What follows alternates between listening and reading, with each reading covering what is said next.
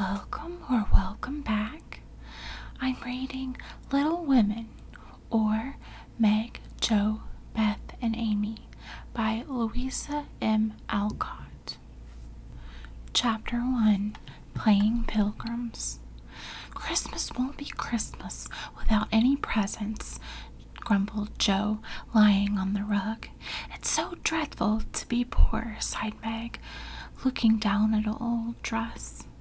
I don't think it's fair for some girls to have plenty of pretty things and other girls nothing at all, added little Amy with an injured sniff. We've got your father and mother and each other, said Beth contentedly from her corner. The 4 young faces on which the firelight shone brightened at the cheerful words, but darkened again as Jo said sadly, "We haven't got father, and shall not have him for a long time." She didn't say perhaps never, but she silently added it, thinking of father far away where the fighting was. Nobody spoke for a minute. Then Meg said in an altered tone, "You know the reason Mother proposed not having any presents this Christmas was because it is going to be a hard winter for everyone, and she thinks we ought not to spend money for pleasure when our men are suffering so in the army. We can't do much, but we can make our little sacrifices and ought to do it gladly, but I'm afraid I don't." And Meg shook her head as she thought regretfully of all the pretty things she wanted. "But I don't think the little we should spend would do any good. We each got $1, and the army wouldn't be much helped by our giving that. I agree not to expect anything from Mother or you, but I do want to buy Undine and Sintram for myself. I've wanted it so long," said Jo, who was bookworm. "I plan to spend mine in new music," said Beth, with a little sigh, which no one heard but the heart brush and kettle holder. "I shall get a nice box of Faber's drawing pencils. I really need them," said Amy decidedly. "Mother didn't say anything about our money, and she won't wish us to give up everything. Let's each buy what we want and have a little fun. I'm sure we've worked hard enough to earn it," cried Jo, examining the heels of her shoes in a gentlemanly manner. "I know I do, teaching those tiresome children nearly all day when I'm longing to enjoy myself at home," began Meg in the complaining tone again.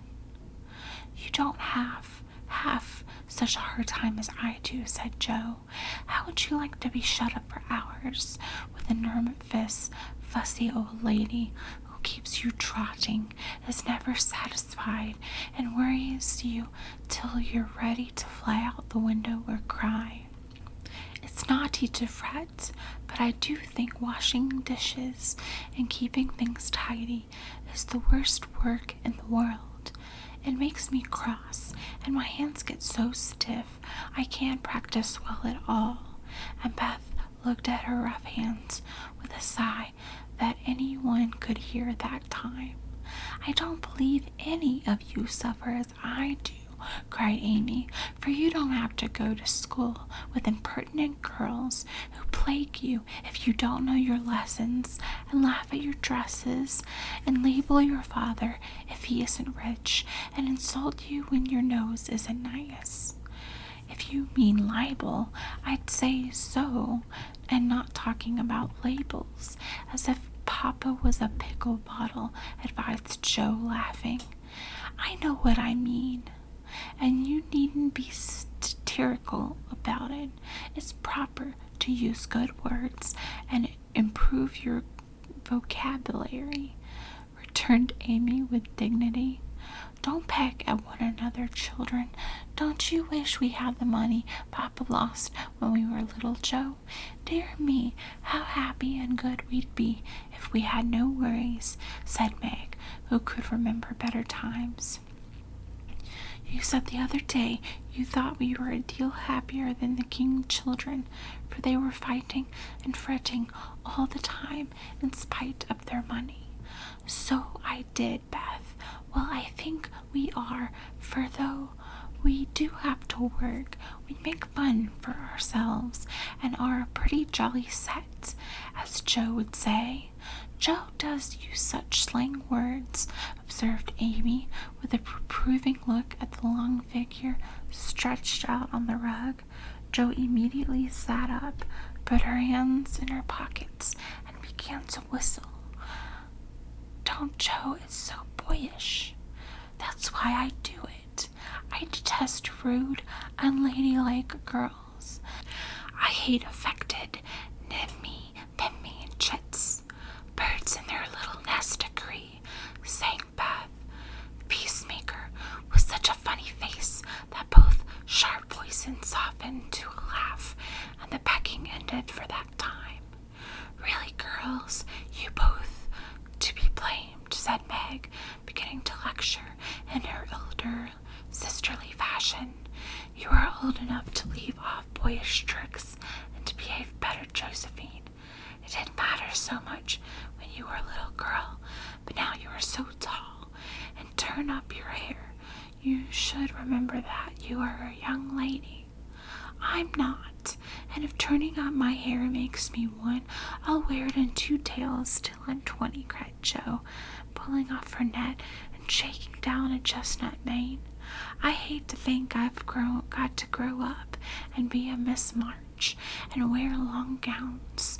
It's bad enough to be a girl anyway, when I like boys' games and work and manners. I can't get over my disappointment in not being a boy, and it's worse than ever now, for I'm dying to go out and fight with Papa, and I can only stay home and knit like a poky old woman. And Joe shook the blue army sock till the needles rattled like castanets, and her ball bounded across the room. Poor Joe, it's too bad, but it can't be helped, so you must try to be content with making your name boyish and playing brother to us girls, said Joe, stroking the rough head at her knee with a hand that all the dishwashing and dusting in the world could not make ungentle in its touch. As for you, Amy, continued Meg, you are altogether too particular and prim. Your ears are funny now, but you'll grow up an affected little goose if you don't take care. I like your nice manners and your refined way of speaking when you don't try to be elegant, but your absurd words are as bad as Joe's slang. If Joe is a tomboy and Amy's a goose, what am I, please? Asked Amy, ready to share the lecture. You're a dear and nothing else, answered Meg warmly, and no one contradicted her, for the little mouse was the pet of the family. As young readers like to know how people look, we will take this moment to give them a little sketch of the 4 sisters who sat knitting away in the twilight while the December snow fell quietly without and the fire cracked cheerfully within. It was a comfortable room, and although the carpet was faded and the furniture very plain, for a good picture or 2 hung on the wall, books filled the recesses, chrysanthemums and Christmas roses bloomed in the windows, and a pleasant atmosphere of home peace pervaded it. Margaret, the eldest of the 4, was 16 and very pretty, being plump and fair, with large eyes, plenty of soft brown hair, a sweet mouth, and white hands, of which she was rather vain. 15-year-old Joe was very tall, thin, and brown and reminded one of a colt, for she never seemed to know what to do with her long limbs, which were very much in her way. She had a decided mouth, a comical nose, and sharp gray eyes, which appeared to see everything, and were by turns fierce, funny, or thoughtful. Her long, thick hair was her one beauty, but it was usually bundled into a net to be out of her way. Round shoulders had Jo, big hands and feet, a flyaway look to her clothes, and the uncomfortable appearance of a girl who was rapidly shooting up into a woman and didn't like it. Elizabeth, or Beth, as everyone called her, was a rosy, smooth-haired, bright-eyed girl of 13, with a shy manner, a timid voice, and a peaceful expression, which was seldom disturbed. Her father called her Little Tranquility, and the name suited her excellently, for she seemed to live in a happy world of her own, only venturing out to meet the few whom she trusted and loved. Amy, though the youngest, was a most important person, in her own opinion at least. A regular snow maiden with blue eyes and yellow hair curling on her shoulders, pale and slender, and always carrying herself like a young lady, mindful of her manners. What the characters of the four sisters were, we will leave to be found out. The clock struck 6, and having swept up the hearth, Beth put a pair of slippers down to warm. Somehow, the sight of the old shoes had a good effect upon the girls, for Mother was coming, and everyone brightened to welcome her. Meg stopped lecturing and lighted the lamp. Amy got out of the easy chair without being asked, and Jo forgot how tired she was as she sat up to hold the slippers nearer to the blaze. They are quite worn out. Marmee must have a new pair. I thought I'd get her some with my $1, said Beth. No, I shall, cried Amy. I'm the oldest, began Meg, but Jo cut in with a decided, I'm the man of the house now that Papa is away, and I shall provide the slippers, for he told me to take special care of Mother while he was gone. I'll tell you what we'll do, said Beth. Let's each get her something for Christmas and not get anything for ourselves. That's like you, dear. What will we get? Exclaimed Jo. Everyone thought soberly for a minute, then Meg announced, as if the idea was suggested by the sight of her own pretty hands, I shall give her a nice pair of gloves. Army shoes, best to be had, cried Jo. Some handkerchiefs, all hemmed, said Beth. I'll get a little bottle of cologne. She likes it, and it won't cost much, so I'll have some left to buy my pencils, added Amy. How will we get the things? Asked Meg. Put them on the table and bring her in and see her open the bundles. Don't you remember how we used to do on our birthdays? Answered Jo. I used to be so frightened when it was my turn to sit in the big chair with the crown on, and you all come marching round to give me the presents with a kiss. I liked the things and the kisses, but it was dreadful to have you sit looking at me while I opened the bundles, said Beth, who was toasting her face and the bread for tea at the same time. Let Marmee think we are getting things for ourselves, and then surprise her. We must go shopping tomorrow afternoon, Meg, so there is so much to do about the play for Christmas night, said Jo, marching up and down, with her hands behind her back and her nose in the air. I don't mean to act any more after this time. I'm getting too old for such things, observed Meg, who was as much of a child as ever about dressing up. Frolics. You won't stop, I know, as long as you can trail around in a white gown with your hair down and wear gold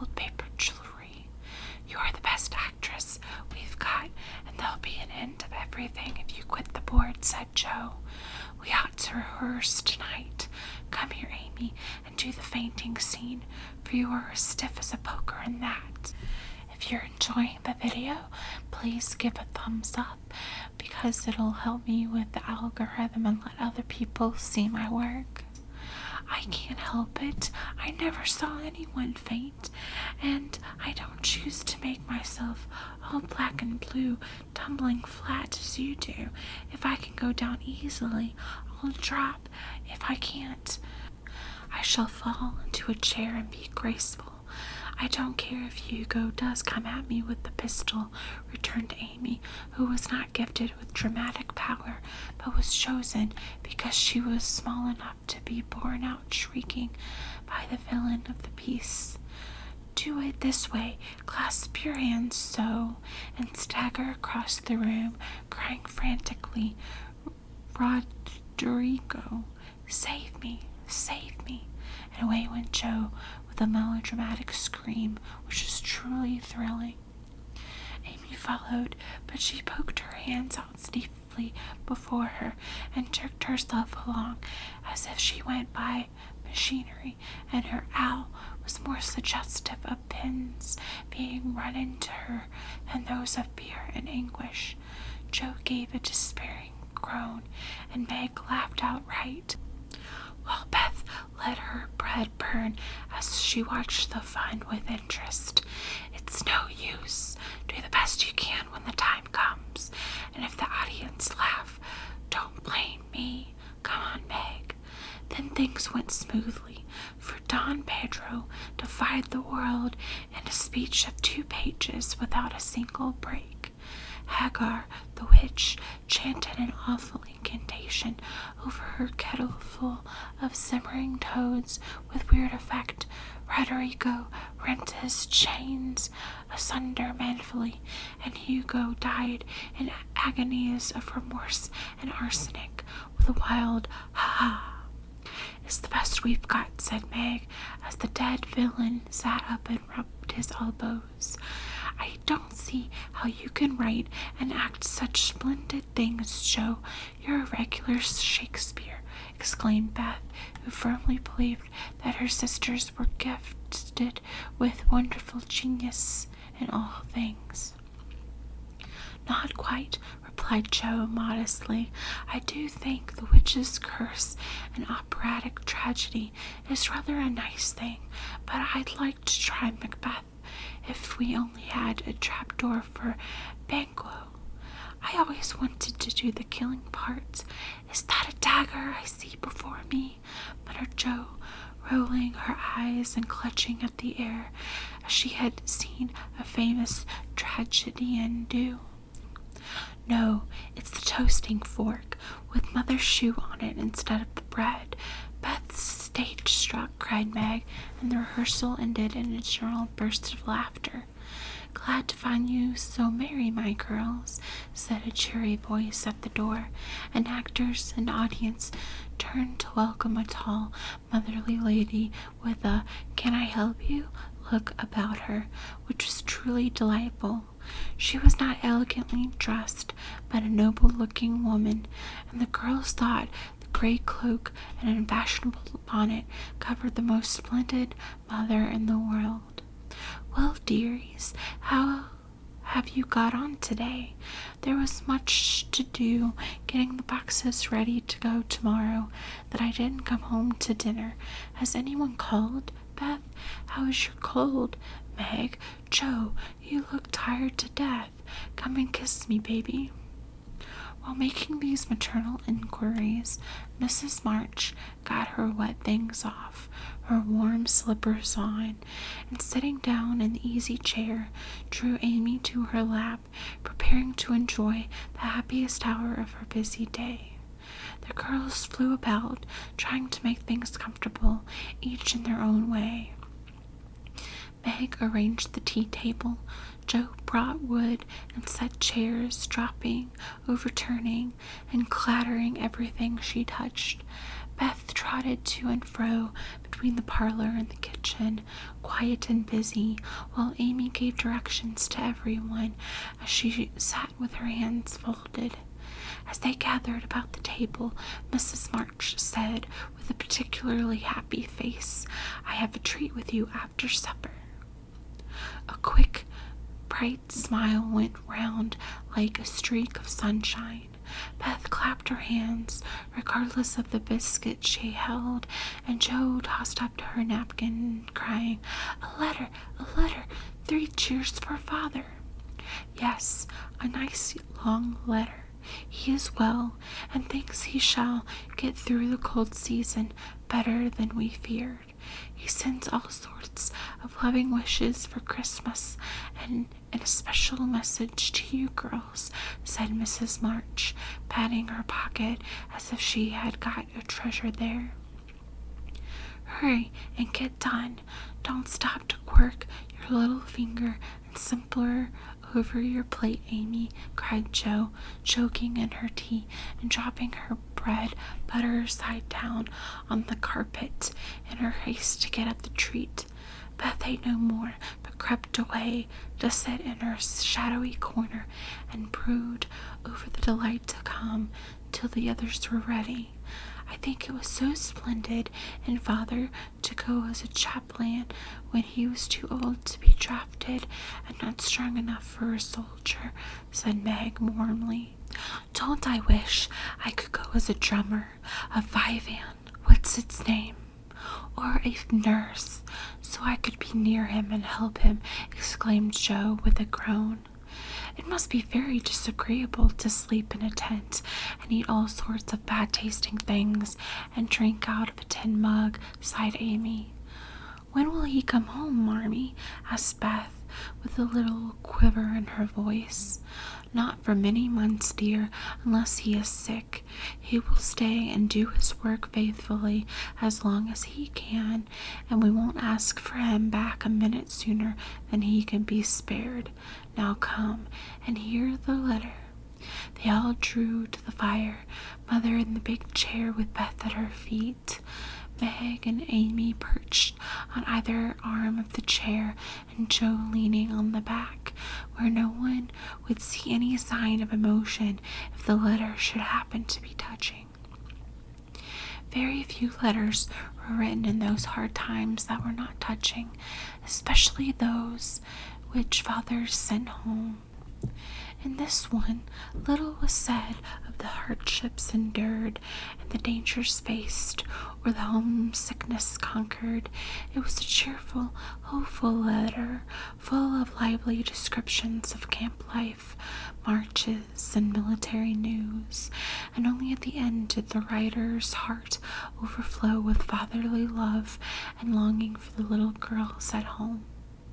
"Give them all my love, dear, and a kiss. Tell them I think of them by day, pray for them by night, and find my best comfort in their affection at all times.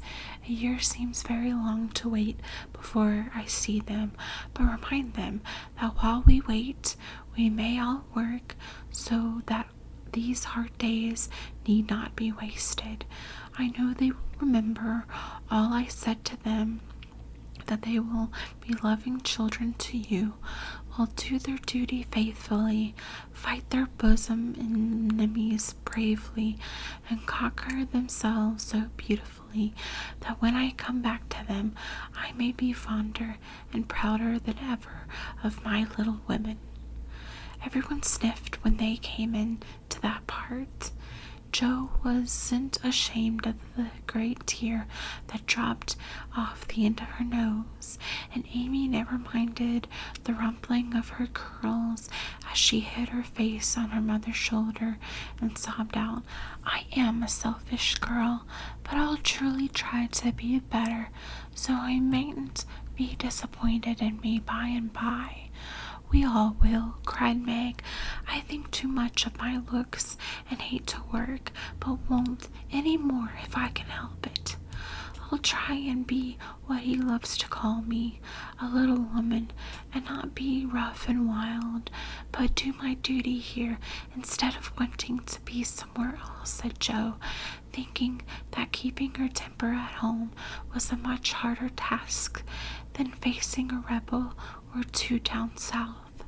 Beth said nothing, but wiped away her tears with the blue army sock and began to knit with all her might, losing no time in doing the duty that lay nearest her, while she resolved in her quiet little soul to be all that Father hoped to find her when the year brought round the happy coming home.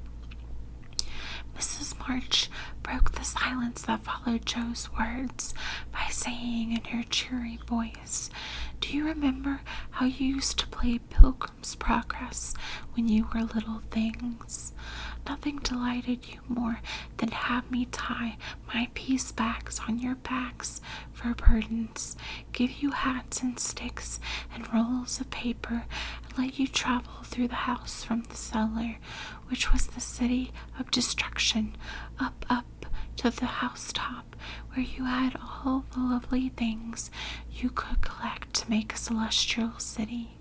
What fun it was, especially going by the lions, fighting Apollyon, and passing through the valley where the hobgoblins were," said Joe. "My favorite part was when we came out on the flat roof where our flowers and arbors and pretty things were, and all stood and sung for joy up there in the sunshine," said Beth, smiling as if that pleasant moment had come back to her. "I don't remember much about it, except that I was afraid of the cellar and the darkened tree, and always liked the cake and milk we had up at the top. If I wasn't too old for such things, I'd like to play it over again," said Amy, who began to talk of renouncing childish things at the mature age of 12. "We are never too old for this, my dear, because it is a play we are playing all the time in one way or another. Our burdens are here, our road is before us, and the longing for goodness and happiness is the guide that leads us through many troubles and mistakes to the peace which is a true celestial city. Now, my little pilgrims, suppose you begin again, not in play, but in earnest, and see how far you can get before Father comes home." "Really, Mother? Where are our bundles?" asked Amy, who was a very literal young lady. "Each of you told what your burden was just now, except Beth. I'd rather think she hasn't any," said Mother. "Yes, I have. Mine is dishes and dusters, and envying girls with nice pianos, and being afraid of people. Beth's bundle was such a funny one that everyone wanted to laugh, but nobody did, for it would have hurt her feelings very much." "Let us do it," said Meg thoughtfully. It is only another name for trying to be good, and the story may help us, for though we do want to be good, it's hard work, and we forget and don't do our best. We were in the slough of despond tonight, and Mother came and pulled us out as help did in the book. We ought to have a roll of directions like Christian.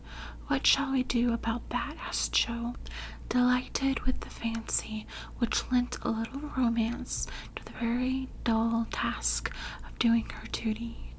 "Look under your pillows Christmas morning, and you will find your guidebook," replied Mrs. March. They talked over the new plan while old Hannah cleared the table. Then out came the 4 little work baskets, and the needles flew as the girls made sheets for Aunt March. It was an interesting sewing, but tonight no one grumbled.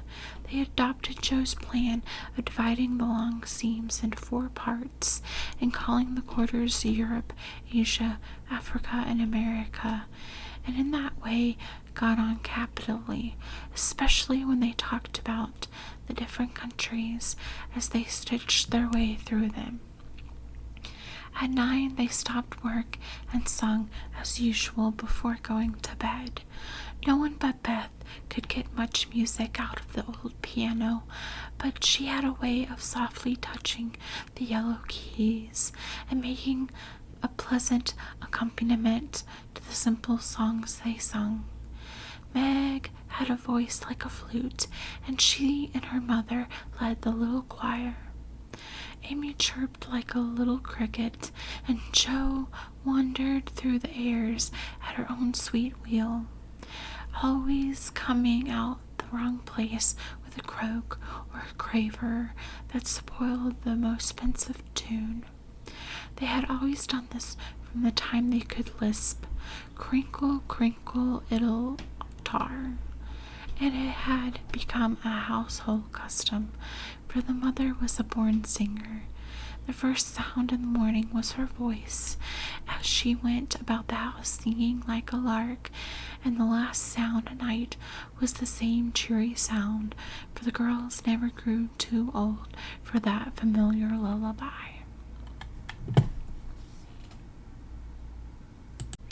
Thank you so much for watching. If this video gets 20 likes, I'll go on to chapter 2. And I'll see you in the next video. Bye-bye.